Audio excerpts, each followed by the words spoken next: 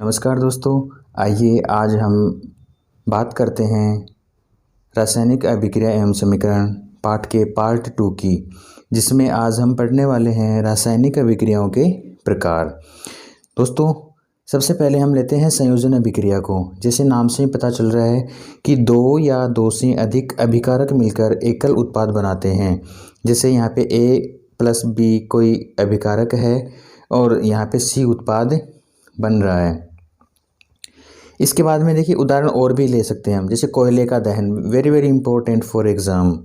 तो यहाँ पे देखिए आप C+O2, ये C+O2 है, एक समीकरण है हमारे यहाँ पे, यानी कार्बन प्लस ऑक्सीजन।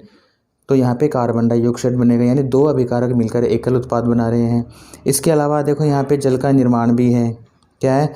जल का निर्माण। इसके लिए हम अभिक्रिया देख सकते हैं। देखो ये वाली अभिक्रिया है कि 2H2 gas plus O2 gas दोनों वाष्प अवस्था में हैं, तो मिलकर H2O का निर्माण करेंगे, यानी एकल उत्पाद यहाँ बन रहा है।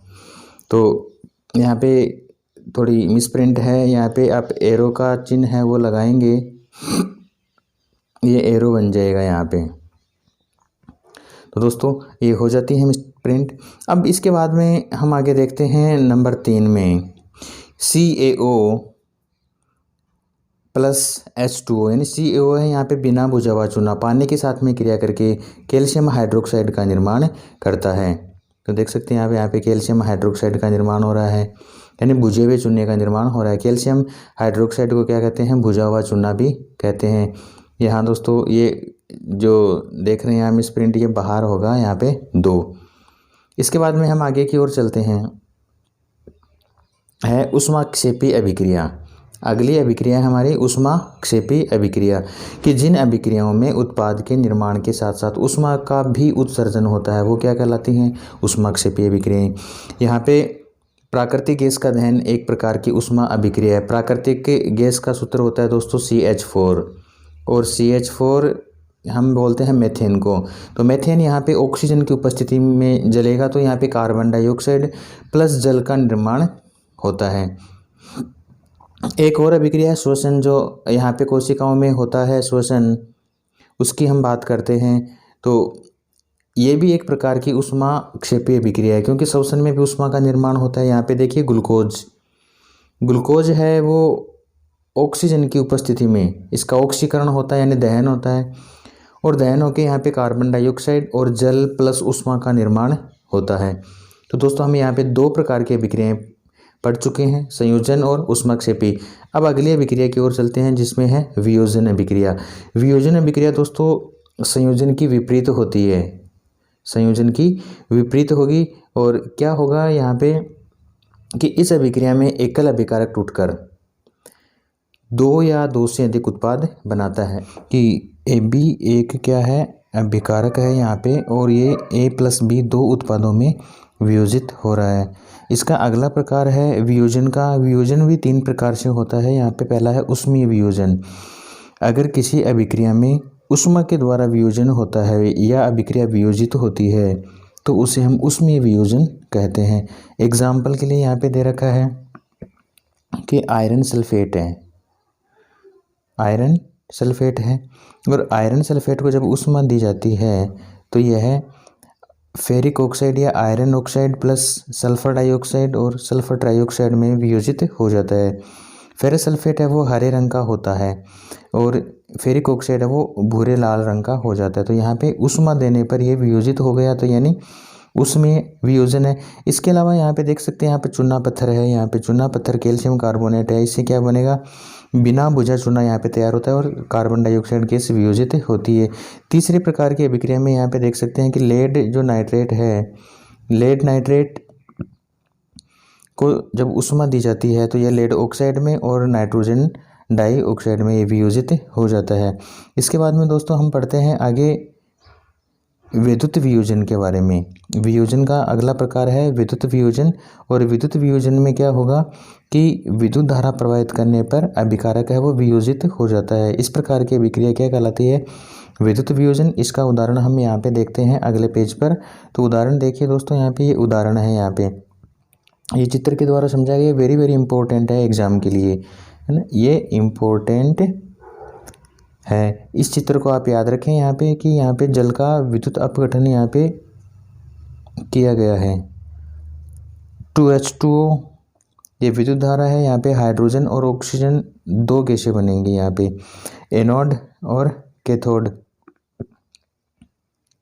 एनोड और कैथोड पे ये गैसें बनने वाली हैं। देखो एनोड पे तो क्या होगा, ऑक्सीजन बनेगी और कैथोड पे क्या बनेगा, हाइड्रोजन उत्पन्न होगी। फिर अगला प्रकार है यहाँ पे इसका प्रकाश वियोजन। प्रकाशीय वियोजन यानी प्रकाश की उपस्थिति में जब किसी अभिकारक का अपघटन होता है तो उसे हम क्या कहेंगे, प्रकाशीय वियोजन कहते हैं। तो दोस्तों यहाँ पे दो उदाहरण है, वेरी वेरी इंपॉर्टेंट है ये भी, दोनों ही आप देखें यहाँ पे कि एक तो सिल्वर क्लोराइड है, सूर्य के प्रकाश की उपस्थिति में यह Ag और क्लोरीन में वियोजित हो जाता है, और दूसरा है AgBr, सूर्य का प्रकाश की उपस्थिति में ये सिल्वर और ब्रोमीन में क्या हो जाता है, वियोजित हो जाता है। अब यहाँ पे दे रखा है कि सिल्वर क्लोराइड सूर्य के प्रकाश की उपस्थिति में धूसर रंग में बदल जाता है, चेंज हो जाता है रंग, और इस अभिक्रिया का उपयोग श्याम सफेद फोटोग्राफी में होता है। ये लाइन आपके लिए इम्पोर्टेंट हो सकती है कि ये प्रकाशीय अपघटन है, इस अभिक्रिया का उपयोग है वो कहाँ किया जाता है, तो इस अभिक्रिया का उपयोग श्याम श्वेत फोटोग्राफी में होता है। अब अगली प्रकार की अभिक्रिया हम पढ़ेंगे उष्मा शोषी अभिक्रिया, यानी जिन अभिक्रियाओं में उष्मा का अवशोषण होता है वो क्या कहलाती हैं, उष्मा शोषी अभिक्रियाएं कहलाती हैं। अब देखिए यहाँ पे विस्थापन अभिक्रिया नेक्स्ट है, विस्थापन अभिक्रिया। विस्थापन अभिक्रिया में क्या होता है कि अधिक क्रियाशील तत्व कम क्रियाशील तत्वों को उसके यौगिक से विस्थापित कर देता है, वो विस्थापन अभिक्रिया होती है। यहाँ पे एक उदाहरण हम देख रहे हैं कि कॉपर सल्फेट के विलयन में जब आयरन को डाला जाता है तो आयरन अधिक क्रियाशील होने के कारण कॉपर को उसके विलयन से विस्थापित कर देता है और आयरन सल्फेट का निर्माण होता है। तो यहाँ पे दोस्तों देख सकते हैं आप, ये देख सकते हैं कि एक प्रयोग है, यहाँ पे हमने ये कॉपर सल्फेट का विलयन है, इसमें ये कॉपर सल्फेट का विलयन देखो यहाँ पे नीले रंग का है, इसमें हमने कील है वो डाल दी है और इसको लटका दिया है यहाँ पे। तो देखते हैं आगे क्या होता है कि इस कारण वो रंग बदल जाता है विलयन का, और रंग बदल कर कैसा हो जाता है, मलिन रंग हो जाता है। तो यहाँ पे लोहे की कील पर एक भूरे रंग की परत जम जाती है और कॉपर सल्फेट का जो विलयन का नीला रंग है वो गायब हो जाता है, और इसकी ये समीकरण है। अन्य प्रकार की ये जिंक के साथ में भी हो सकता है कि जिंक यहाँ पे अधिक क्रियाशील है और कॉपर है कम क्रियाशील है, तो जिंक यहाँ पे कॉपर सल्फेट के विलयन में से कॉपर को विस्थापित कर देता है। अब अगली हम यहाँ पे अभिक्रिया पढ़ने वाले हैं दोस्तों, द्विवीय विस्थापन अभिक्रिया। यहाँ तो केवल विस्थापन थी, द्विवीय विस्थापन में क्या होगा कि यहाँ पे उत्पाद का निर्माण होता है, तो यहाँ पे जब दो जो यौगिक हैं उनके बीच आयनों का आदान प्रदान होता है, तो इसकी ये समीकरण आप देख सकते हैं, ये वाली समीकरण कि सोडियम सल्फेट है, बेरियम क्लोराइड है, ये दो यहाँ पे यौगिक हैं, जब इनके बीच में क्रिया होती है यानी आयनों का आदान प्रदान होता है तो यहाँ पे बेरियम सल्फेट और सोडियम क्लोराइड का निर्माण होता है। और बेरियम सल्फेट यहाँ पे क्या होता है, यहाँ पे घुलता नहीं है यानी अविलेय अवक्षेप होता है, इसलिए इस अभिक्रिया को क्या कहते हैं, हम अवक्षेपण अभिक्रिया कहते हैं। अब इसके बाद में हम दोस्तों पढ़ने वाले हैं उपचयन एवं अपचयन। ये भी परीक्षा की दृष्टि से बहुत ही इंपॉर्टेंट है, उपचयन एवं अपचयन। उपचयन में क्या होता है, जब किसी पदार्थ में ऑक्सीजन की वृद्धि होती है, ऑक्सीजन की वृद्धि होना यानी ऑक्सीजन जुड़ना, ये क्या कहलाता है, उपचयन कहलाता है। या इसको हम दूसरे प्रकार से भी परिभाषित कर सकते हैं कि जब किसी पदार्थ में हाइड्रोजन का ह्रास होता है या कमी होती है तो क्या होगा, अभिक्रिया उपचयन वाली होगी। अर्थात किसी पदार्थ में ऑक्सीजन की वृद्धि तथा हाइड्रोजन का ह्रास होता है अथवा दोनों हो तो इसे हम क्या कहते हैं, उपचयन या ऑक्सीडेशन कहते हैं। इसके लिए हम ये दो समीकरण काम में ले सकते हैं, C+O2 यानी कार्बन और ऑक्सीजन, कार्बन डाइऑक्साइड, और Cu+O2 यानी Cu, कॉपर ऑक्साइड यहाँ पे बनता है। तो ये ऑक्सीकरण अभिक्रिया का बहुत ही सुंदर उदाहरण है। अब दोस्तों अगले पेज की ओर चलते हैं जिसमें हम अन्य उदाहरण देखते हैं कि CuO है,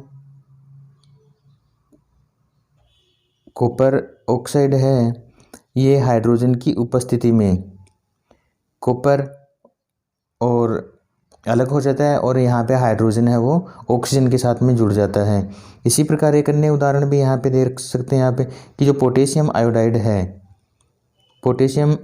है यहाँ पे लेड के साथ में विक्रिया करेगा, लेड नाइट्रेट के साथ में विक्रिया करता है और लेड आयोडाइड का पीला अवक्षेप यहाँ पे प्राप्त होता है और पोटेशियम नाइट्रेट का निर्माण होता है। अगली अभिक्रिया एक और देखते हैं दोस्तों हम, उसके बाद में रिजल्ट निकालते हैं क्या कि पोटेशियम ब्रोमाइड है प्लस बेरियम आयोडाइड है, दोनों की जब क्रिया करवाई जाती है, दोनों यौगिक क्रिया करते हैं तो पोटेशियम आयोडाइड एवं बेरियम ब्रोमाइड का निर्माण होता है। ये सारी अभिक्रियाएं किस प्रकार की हैं? उपचयन वाली अभिक्रियाएं हैं। अब दोस्तों आगे देखते हैं अपचयन के बारे में। अपचयन उपचयन का उल्टा होता है कि जब किसी पदार्थ में ऑक्सीजन का ह्रास होता है या हाइड्रोजन की वृद्धि होती है, दोनों ही बातें यहाँ पे देख सकते हैं और इसके लिए समीकरण हम देख सकते हैं कि CuO+H2O, तो यहाँ पे दोनों अभिक्रियाएं यहाँ पे हो रही हैं, उपचयन और अपचयन हो रहा है। इसके बाद में दोस्तों देखिए आगे चलते हैं। इस अभिक्रिया में कॉपर ऑक्साइड अपचयित हो जाता है, हाइड्रोजन उपचयित होकर जल बनता है और इस अभिक्रिया में उपचयन तथा अपचयन दोनों हो रहे हैं, अतः ये वाली अभिक्रिया रेडॉक्स अभिक्रिया कहलाती है। तो ये बहुत ही इंपॉर्टेंट है, परीक्षा में कई बार पूछी गई है। दोस्तों आपने हमारे चैनल को अभी तक सब्सक्राइब नहीं किया है तो आप सब्सक्राइब जरूर कर लें ताकि आपको ये इजी वे में आपको पढ़ने को मिल सकता है, नोटिफिकेशन सबसे पहले मिलेगा। दैनिक जीवन में उपचयन अभिक्रियाओं का प्रभाव कहाँ कहाँ पर होता है ये देख रहे हैं हम। सबसे पहले इसका उदाहरण है संक्षारण। संक्षारण क्या होता है? जब कोई धातु ऑक्सीजन, आर्द्रता या अम्ल आदि के संपर्क में आकर अपनी परत को कमज़ोर कर लेती है या कमज़ोर हो जाती है, अर्थात हम कहते हैं कि वह संक्षारित हो गई है, यानी उसका संक्षारण हो गया है। एग्जाम्पल के लिए लोहे की वस्तुओं पर जंग लगना, चांदी के ऊपर काली परत व तांबे के ऊपर हरी परत का चढ़ना संक्षारण के अच्छे उदाहरण हैं। इसके बाद में हम यसद लेपन, देखो विद्युत लेपन और पेंट करके संक्षारण को धातुओं से बचाया जा सकता है। इसके बाद में है विकृत गंधिता। विकृत गंधिता का मतलब आप नाम से पता चल रहा है कि इसकी गंध और स्वाद है विकृत हो जाते हैं। किन पदार्थों के वसायुक्त और तेलीय खाद्य सामग्री वायु के संपर्क में आकर इनका स्वाद और गंध है वो चेंज हो जाता है, यानी ये उपचयित हो जाती हैं और स्वाद और गंध परिवर्तित हो जाते हैं। अब विकृत गंधिता को रोकने के उपाय क्या हैं कि प्रतिऑक्सीकारक का उपयोग करके, ये चार बातें हैं यहाँ पे। प्रतिऑक्सीकारक हम यहाँ पे काम में लेंगे। फिर वायुरोधी बर्तन में खाद्य सामग्री को रखकर वायु के स्थान पर नाइट्रोजन गैस के द्वारा और शीतलन के द्वारा, यानी जो चिप्स की थैलियाँ आती हैं उनमें चिप्स वाले क्या करते हैं, नाइट्रोजन गैस भर देते हैं और इनमें शीतलन द्वारा यानी ठंडा करके भी कर सकते हैं। वायुरोधी बर्तनों में रख कर भी कर सकते हैं और प्रतिऑक्सीकारक का उपयोग जैसे सोडियम बेंजोएट का उपयोग करके भी हम इसका सुरक्षित रख सकते हैं। दोस्तों ये वीडियो आपको कैसा लगा आप हमें ज़रूर बताएं। आपको अच्छा लगा हो तो भी बताएं और अच्छा नहीं लगा हो तो भी बताएं। और आप हमारी वेबसाइट पर जाकर भी ये सभी चैप्टर्स की क्विज़ आप सॉल्व कर सकते हैं। आपको बड़ा मज़ा आएगा और आपकी तैयारी को और भी इम्प्रूवमेंट मिलेगा। तो दोस्तों अगला वीडियो आता है, तब तक के लिए थैंक यू, बाय बाय।